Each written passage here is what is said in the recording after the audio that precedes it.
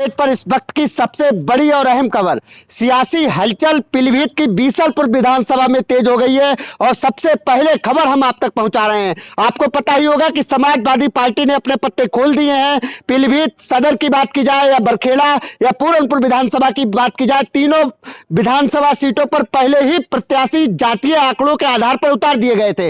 इस बार हिंदू मुस्लिम वोटरों का ध्रुवीकरण होने से पूर्ण रूप से अखिलेश यादव ने रोक दिया पीलीभीत विधानसभा में। और यदि बात की जाए तो इस बार सीधे तौर पर जातीय आंकड़ों के आधार पर जो है प्रत्याशी उतारे गए। पीलीभीत की सदर विधानसभा की बात की जाए तो डॉक्टर शैलेंद्र गंगवार पर विश्वास जताया था, तो वहीं बरखेड़ा पर हेमराज वर्मा सपा समाजवादी पार्टी के टिकट से प्रत्याशी बनाए गए। वहीं पूरनपुर से आरती को और बीसलपुर से दिव्या गंगवार को प्रत्याशी घोषित कर दिया गया है। सबसे बड़ी और अहम खबर यह है कि दिव्या गंगवार को बीसलपुर विधानसभा से प्रत्याशी घोषित कर दिया गया है। समाजवादी पार्टी ने लगातार मशक्कत के बाद, कई नेता वहां पर मशक्कत कर रहे थे। लखनऊ विधानसभा कार्यालय पर बड़ी तादाद में, बड़ी लंबी फहरिस्त के साथ जो नेता थे वहां पड़े हुए थे और लगातार अपनी दावेदारी पेश कर रहे थे और अपने आप को प्रबल दावेदार एवं जीत का आंकड़ा लगातार राष्ट्रीय अध्यक्ष अखिलेश यादव के सामने पेश कर रहे थे। इन सब के बावजूद दिव्या गंगवार पर समाजवादी पार्टी ने विश्वास जताया और उनको प्रत्याशी घोषित कर दिया है। आपको बता दें, जिला अध्यक्ष जगदेव सिंह जग्गा लखनऊ पहुंच गए थे और लगातार उनके लिए सिफारिश कर रहे थे। आखिरकार उनकी सिफारिश काम आई और दिव्या गंगवार को टिकट दिया गया। बता दें कि अभी जो कयास लगाए जा रहे थे, बातें सामने आ रही थी कि पूर्व मंत्री अनीश अहमद समाजवादी पार्टी के टच में है और उनको भी टिकट मिल सकता है, लेकिन सभी कयासों पर विराम लगा दिया गया। लंबी फहरिस्त थी, नीरज गंगवार, गायत्री गंगवार, सुरेंद्र गंगवार और इसके साथ ही नित्यानंद वर्मा, मतलब उनकी पत्नी आशा वर्मा सहित लंबी एक फहरिस्त थी। सभी फहरिस्त पर विराम।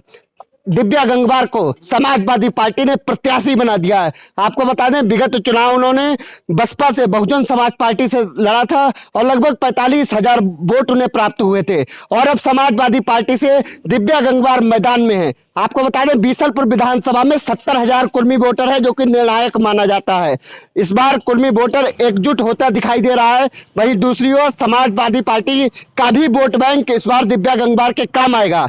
इसके साथ ही यदि बात की जाए तो अन्य जातियां भी दिव्या गंगवार के साथ खड़ी दिखाई दे रही हैं।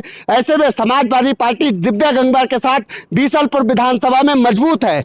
बीसलपुर विधानसभा की बात की जाए तो जो कयास लगाए जा रहे थे कि दिव्या गंगवार को टिकट मिलेगा या नहीं मिलेगा, क्योंकि हाल ही में दिव्या गंगवार ने समाजवादी पार्टी ज्वाइन की थी। ऐसे में लगातार कयासों के दौर जारी थे कि आखिरकार दिव्या गंगवार पर समाजवादी पार्टी भरोसा जताएगी या नहीं। सबसे बड़ी खबर, सबसे पहले यूपी अपडेट आप तक पहुंचा रहा है। चुनावी सरगर्मी से जुड़ी सबसे पहली और सबसे बड़ी खबर कि दिव्या गंगवार को समाजवादी पार्टी ने प्रत्याशी घोषित कर दिया गया है और अब दिव्या गंगवार लाव और लश्कर के साथ कल बीसलपुर पहुंचेगी और जल्दी नामांकन दाखिल करेंगी।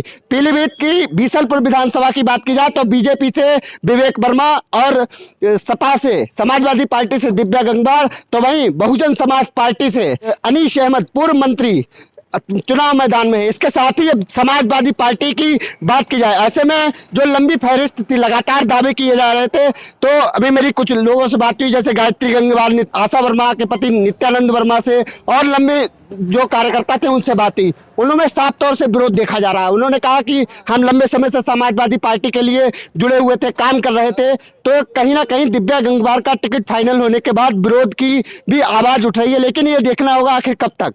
फिलहाल अभी दिव्या गंगवार को प्रत्याशी घोषित किया गया है। समाजवादी पार्टी ने दिव्या गंगवार पर भरोसा जता दिया है।